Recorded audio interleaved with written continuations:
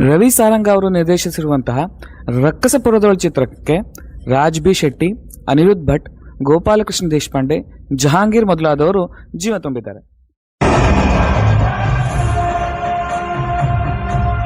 2 ಗಂಟೆ 7 ನಿಮಿಷದ ಚಿತ್ರದಲ್ಲಿ ರಕ್ಕಸಪುರ ಎಂಬ ಊರಿನಲ್ಲಿ ನಡೆಯುವ ಸರಣಿ ಕೊಲೆಗಳ ರಹಸ್ಯವನ್ನು ಭೇದಿಸಲು ಹೊರಡುವ ಪೊಲೀಸ್ ಅಧಿಕಾರಿ ಶಿವನ ಕಥೆಯನ್ನು ಅವರು ತೋರಿಸಿದ್ದಾರೆ. ಡಾಕ್ಟರ್ ರವಿವರ್ಮ ಅವರು ನಿರ್ಮಿಸಿರುವ ಈ ಚಿತ್ರದ ಕತೆ ಆಕ್ಚುಲಿ ಚೆನ್ನಾಗಿದೆ.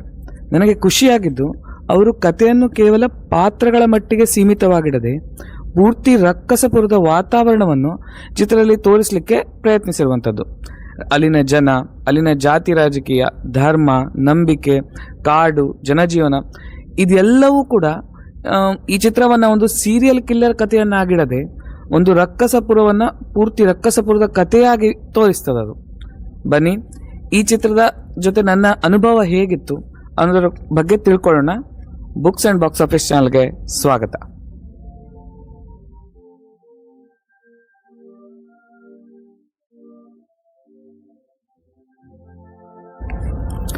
ಸಾಮಾನ್ಯವಾಗಿ ಚಿತ್ರ ವಿಮರ್ಶೆಯನ್ನ ಕಥೆಯ ಮೂಲಕ ಶುರು ಮಾಡ್ತಾರೆ.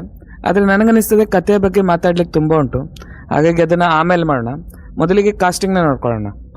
ಇನ್ಸ್ಪೆಕ್ಟರ್ ಶಿವನ ಪಾತ್ರದಲ್ಲಿ ರಾಜ್ ಶೆಟ್ರು ಎಂದಿನಂತೆ ತುಂಬ ಚೆನ್ನಾಗಿ ನಟಿಸಿದ್ದಾರೆ. ಪ್ರತಿ ಬಾರಿ ಅವರು ಬೇರೆ ಬೇರೆ ಪಾತ್ರವನ್ನು ಆರಿಸಿಕೊಳ್ಳುವ ಅವರ ಒಂದು ಜಿದ್ದು ಇದೆಯಲ್ಲ, ಅಂದರೆ ಅವರ ಒಳಗಿನ ಒಬ್ಬ ನಟ ಇದ್ದಾನಲ್ಲ, ಅವನು ನನಗೆ ಯಾವತ್ತೂ ಇಂಪ್ರೆಸ್ ಮಾಡ್ತಾನೆ. ಪ್ರತಿ ಬಾರಿ ಅವ್ರು ನನಗೆ ಬೇರೆ ಥರ ಕಾಣ್ತಾರೆ.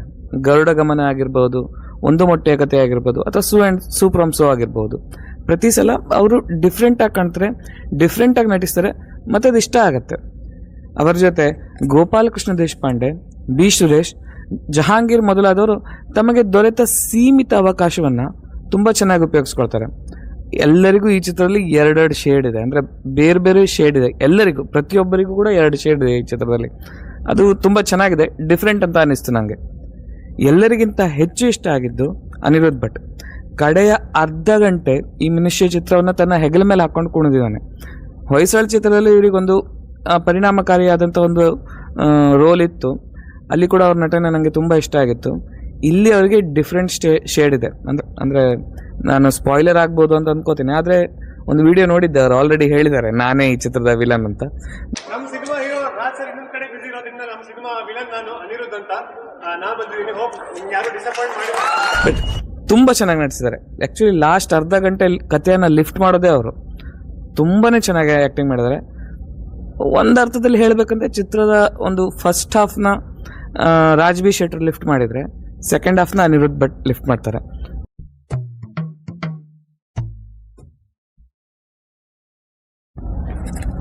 ಚಿತ್ರದ ಮ್ಯೂಸಿಕ್ ಬಗ್ಗೆ ಮಾತಾಡುವಾಗ ಮೇನ್ಲಿ 2 ಪಾರ್ಟ್ ಬರುತ್ತೆ. ಒಂದು ಚಿತ್ರದಲ್ಲಿರುವಂತಹ ಹಾಡುಗಳು, ಇನ್ನೊಂದು ಬ್ಯಾಕ್ಗ್ರೌಂಡ್ ಮ್ಯೂಸಿಕ್. ರಕ್ಕಸಪುರದೊಳ ಚಿತ್ರದಲ್ಲಿ ಒಂದು 2 ರಿಂದ 3 ಹಾಡುಗಳು ಬರ್ತವೆ, ನನಗೆ ನೆನಪಿರುವ ಹಾಗೆ.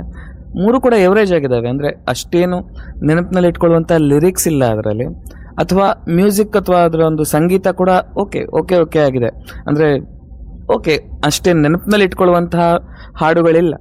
ಆದರೆ ನನಗೆ ಹೆಚ್ಚು ಇಂಪ್ರೆಸ್ ಮಾಡಿದ್ದು ಈ ಚಿತ್ರದ ಬ್ಯಾಕ್ಗ್ರೌಂಡ್ ಮ್ಯೂಸಿಕ್. ತುಂಬಾ ಸಖತ್ತಾಗಿದೆ.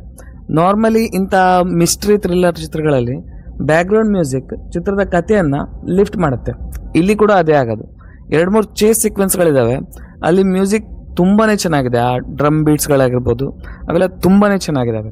ಮತ್ತು ಇಂದು ಮಿಸ್ಟ್ರಿ ಸೀನ್ಸ್ಗಳು ಬರ್ತಾವಲ್ಲ, ಅಲ್ಲಿ ಕೂಡ ಒಂದು ಗೂಢತೆಯನ್ನು ಇನ್ನಷ್ಟು ಹೆಚ್ಚು ಲಿಫ್ಟ್ ಮಾಡುವಂಥ ಕೆಲಸವನ್ನು ಈ ಬ್ಯಾಕ್ಗ್ರೌಂಡ್ ಮ್ಯೂಸಿಕ್ ಮಾಡುತ್ತೆ. ನನಗದು ತುಂಬಾ ಇಷ್ಟ ಆಯಿತು. ಆ ವಿಷಯದಲ್ಲಿ ನಾವು ಅರ್ಜುನ್ ಜನ್ಯಗೆ ಹ್ಯಾಟ್ಸ್ ಆಫ್ ಹೇಳಲೇಬೇಕು.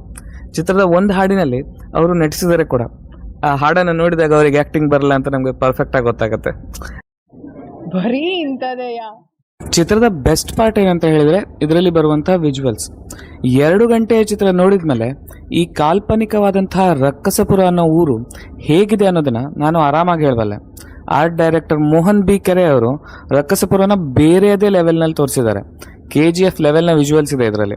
1-2 ಚೇಸ್ ಸೀನ್ಗಳು ನಿಜಕ್ಕೂ ಅದ್ಭುತವಾಗಿದೆ. ಅದರಲ್ಲೊಂದು ಗೋಸ್ಟ್ ರೈಡರ್ ಚೇಸ್ ಸೀನ್ ಇದೆಯಲ್ಲ, ಅದು ಟ್ರೇಲರ್ನಲ್ಲೇ ಬಂದಿತ್ತು. ಚಿತ್ರದಲ್ಲಿ ಅದು ಗೂಸ್ ಬಂಪ್ ಕೊಡುವಂಥ ಮೂಮೆಂಟ್, ಅದು ತೀರನೇ ಸಖತ್ತಾಗಿದೆ ಅದು.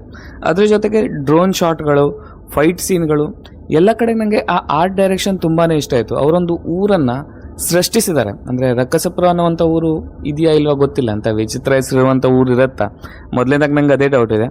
ಆದರೆ ಆ ಒಂದು ಊರು ಕಣ್ಣಿಗೆ ಕಟ್ಟುವ ರೀತಿಯಲ್ಲಿ ಅವರು ಅದನ್ನು ತೋರಿಸಿದ್ದಾರೆ. ಅದಕ್ಕೋಸ್ಕರ ಆರ್ಟ್ ಡೈರೆಕ್ಟರ್ಗೆ ನಾವು ಹ್ಯಾಟ್ಸ್ ಆಫ್ ಹೇಳಲೇಬೇಕು. ತುಂಬಾ ಸಖತ್ತಾಗಿ ಮಾಡಿದ್ದಾರೆ ಅವರು. ನನಗೆ ಇಷ್ಟ ಆಯ್ತು ಅದು ತುಂಬ.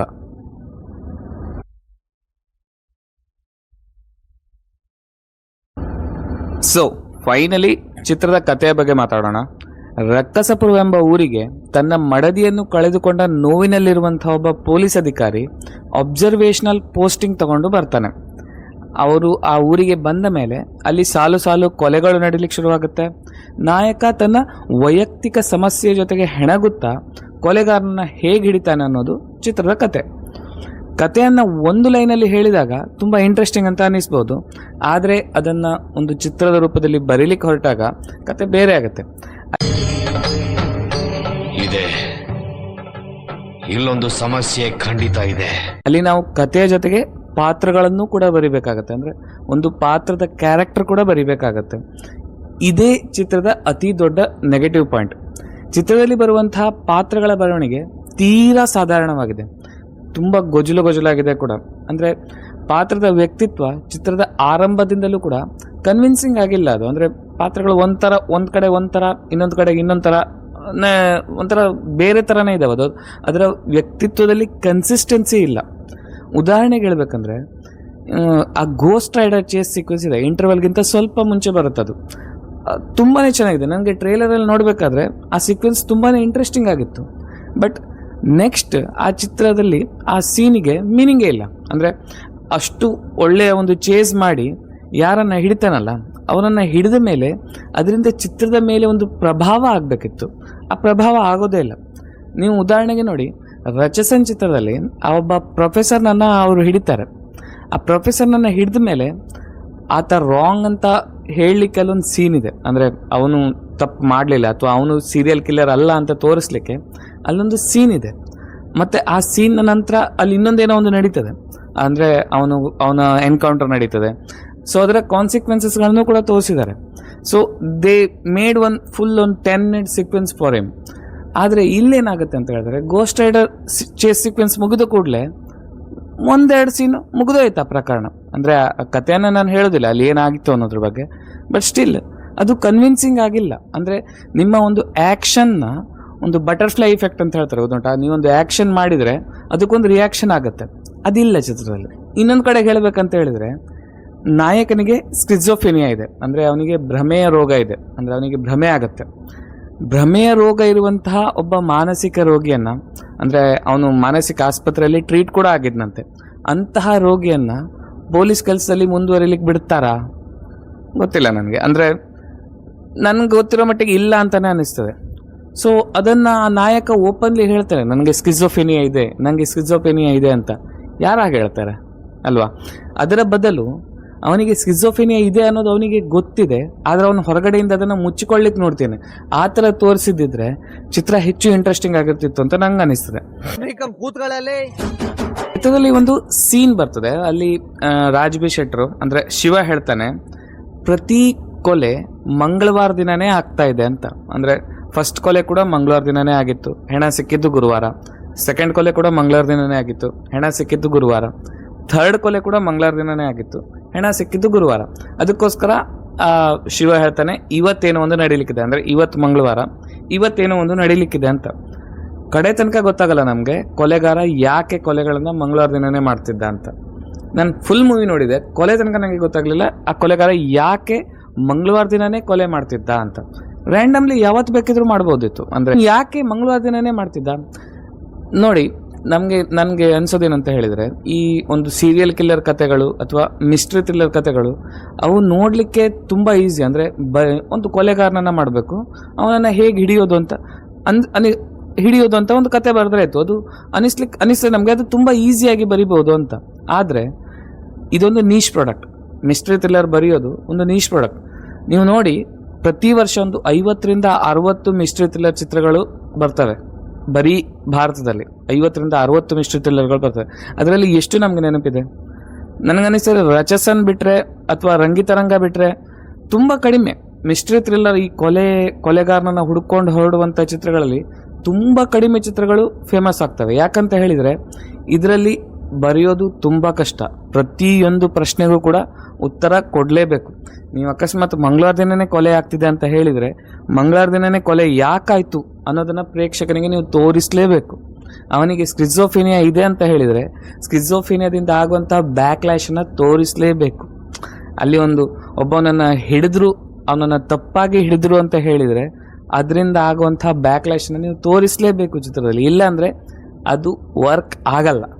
ಅದು ಪ್ರೇಕ್ಷಕನಿಗೆ ಗೊತ್ತಾಗ್ತದೆ. ಇಲ್ಲಿ ನೋಡಿ, ಕೊಲೆ ಬಿಟ್ಟು ಹಾಕಿ, ಇಲ್ಲಿ ಊರಿನ ಹೆಸರು ರಕ್ಕಸಪುರ. ಯಾಕೆ ಆ ಊರಿನ ಹೆಸರು ರಕ್ಕಸಪುರ? ಯಾರು ಊರಿಗೆ ರಕ್ಕಸಪುರ ಅಂತ ಹೆಸರಿಡ್ತಾರೆ? ವಿಚಿತ್ರ ಹೆಸರದು ರಕ್ಕಸಪುರ ಅನ್ನೋದು. ಯಾರು ಇಡ್ತಾರೆ ತಮ್ಮ ಊರಿಗೆ ರಾಕ್ಷಸನ ಊರು ಅಂತೇಳಿ? ಯಾರು ಇಡ್ತಾರೆ ಹೆಸರು? ಇಟ್ಟಿದ್ದಾರೆ ಅಂದರೆ ಅದಕ್ಕೊಂದು ಕಾರಣ ಇರಬೇಕು ಅಲ್ವಾ? ಕಾರಣ ನಮ್ಗಿಲ್ಲಿ ಗೊತ್ತೇ ಆಗಲ್ಲ. ಸ್ಟ್ರೇಟ್ ಅವೇ ಹೇಳ್ಬೋದು, ಚಿತ್ರದ ಡೈಲಾಗ್ಗಳು ಚೆನ್ನಾಗಿಲ್ಲ. ಒಂದೇ ಒಂದು ಡೈಲಾಗ್ ನೆನಪಲ್ಲಿ ಉಳಿಯೋದಿಲ್ಲ ಈ ಚಿತ್ರ ನೋಡಿ ಬಂದ ಮೇಲೆ. ನನಗೆ ಈಗಲೂ ನೆನಪಲ್ಲಿರೋದು ಬರೀ ನನಗೆ ಸ್ಕಿಜೋಫ್ರೇನಿಯಾ ಇದೆ ಅನ್ನುವಂಥ ಒಂದು ಡೈಲಾಗ್ ಮಾತ್ರ. ಅದು ದಟ್ಸ್ ಅ ಜೋಕ್. ಅದೊಂದು ಇಡೀ ಮೂವಿಯನ್ನು ಒಂದು ಜೋಕ್ ಮಾಡುವಂಥ ಡೈಲಾಗ್ ಅದು. ಯಾವ ಅಧಿಕಾರಿ ಸ್ಕಿಜೋಫ್ರೇನಿಯಾ ಇರುವಂಥ ಅಧಿಕಾರಿಗೆ ತನ್ನ ಕೆಲಸದಲ್ಲಿ ಮುಂದುವರಿಲಿಕ್ಕೆ ಬಿಡ್ತಾರೆ? ಅದೊಂದು ಜೋಕ್ ಅದು ಆ್ಯಕ್ಚುಲಿ. ಅದನ್ನು ಬಿಟ್ಟರೆ ನನಗೆ ಒಂದೇ ಒಂದು ಕ್ಯಾರೆಕ್ಟರ್ನ ಡೈಲಾಗ್ಗಳು ನೆನಪಿಲ್ಲ. ನಾನು ಈಗಲೂ ರಂಗಿತರಂಗ ರಿಲೀಸ್ ಆಗಿ ತುಂಬ ವರ್ಷ ಆಯಿತು. ನನಗೀಗಲೂ ಆ ಚಿತ್ರದಲ್ಲಿ ಸಾಯಿ ಕುಮಾರ್ ಅವರ ಡೈಲಾಗ್ ನೆನಪಿದೆ. ಸುಂದರ ಚಂದಿರ ಮೊಗದ ವಿಶಾರದೆ ಬಂದರೆ ತೊಂದರೆ ಎಂದವ ಮಂದ ಬುದ್ಧಿಯವ. ಸುಂದರ ಚಂದಿರ ಮೊಗದ ವಿಶಾರದೆ ಬಂದರೆ ತೊಂದರೆ ಎಂದವ ಮಂದ ಬುದ್ಧಿಯ ಮಾನವ. ಅದೊಂದು ಕ್ಯಾರೆಕ್ಟರ್ ಡೈಲಾಗ್ ಆಗೋಯ್ತು. ಆ ಕ್ಯಾರೆಕ್ಟರ್ ಅಂದ ಕೂಡಲೇ ನಮ್ಗೆ ಆ ಡೈಲಾಗ್ ನೆನಪಾಗುತ್ತೆ. ಬಟ್ ಈ ಚಿತ್ರದಲ್ಲಿ ಒಂದೇ ಒಂದು ಡೈಲಾಗ್ಗಳು ನೆನಪಲ್ಲಿರೋದಿಲ್ಲ. ವಿಲನ್ ಅಂತೂ ಒಂದು ಡೈಲಾಗ್ ನನಗೆ ಕ್ಲಿಯರ್ ಕಟ್ ಆಗಿ ನೆನಪಿಲ್ಲ. ಬಟ್ ಸ್ಟಿಲ್ ಆ ವಿಲನ್ ತುಂಬ ಚೆನ್ನಾಗಿ ನಟಿಸಿದ್ದಾರೆ ಅನಿರುದ್ಧ್ ಭಟ್. ಇವನ್ ಹೀರೋ ತುಂಬ ಚೆನ್ನಾಗಿ ನಟಿಸಿದ್ದಾರೆ. ನಮ್ಗೆ ಅನ್ನಿಸ್ತದೆ ಅವನಿಗೆ ಸ್ಕಿಜೋಫ್ರೇನಿಯಾ ಇದೆ ಅಂತ. ಅಷ್ಟು ಚೆನ್ನಾಗಿ ನಟಿಸಿದ್ದಾರೆ ರಾಜ್ಬಿ ಶೆಟ್ರು. ಇಂಥ ಒಂದು ಆ್ಯಕ್ಟರ್ಸ್ಗಳು ಸಿಗೋದು ತುಂಬ ಕಷ್ಟ. ಅಂದರೆ ತುಂಬ ಚೆನ್ನಾಗಿ ಆ್ಯಕ್ಟಿಂಗ್ ಮಾಡಿದ್ದಾರೆ. ಮತ್ತು ಆರ್ಟ್ ಡೈರೆಕ್ಷನ್ ತುಂಬಾ ಸಖತ್ತಾಗಿದೆ. ಬಟ್ ಕತೆ, ಚಿತ್ರಕತೆ ಸ್ವಲ್ಪ ಟೈಟ್ ಆಗಬೇಕಿತ್ತು. ಸ್ವಲ್ಪ ಅಲ್ಲ, ಕತೆ ತುಂಬಾ ಟೈಟ್ ಆಗಬೇಕಿತ್ತು. ಇನ್ನು ತುಂಬ ಜಾಸ್ತಿ ಟೈಟ್ ಆಗಬೇಕಿತ್ತು. ತುಂಬಾ ಕ್ವಶನ್ಸ್ಗಳಿದ್ದಾವೆ, ಆನ್ಸರ್ ಸಿಗದೆ ಇರುವಂಥದ್ದು. ಬಟ್ ಓಕೆ, ನಾನು ಈ ಚಿತ್ರಕ್ಕೆ ಕೊಡ್ತೀನಿ 6/10 ಸ್ಟಾರ್ಸ್. ನೀವು ಈ ಚಿತ್ರವನ್ನು ನೋಡಿದರೆ ನಿಮಗೆ ಹೇಗೆ ಅನ್ನಿಸ್ತು ಅನ್ನೋದನ್ನು ನನಗೆ ಕಮೆಂಟ್ ಮೂಲಕ ತಿಳಿಸಿ. ಲೈಕ್ ಮಾಡಿ, ಶೇರ್ ಮಾಡಿ, ಸಬ್ಸ್ಕ್ರೈಬ್ ಮಾಡಿ. ಎಷ್ಟು ಹೇಳ್ತಾ ಇವತ್ತಿನ ದಿನಗೂಲಿ ಮುಗಿಸ್ತೇನೆ. ಜೈ ಹಿಂದ್.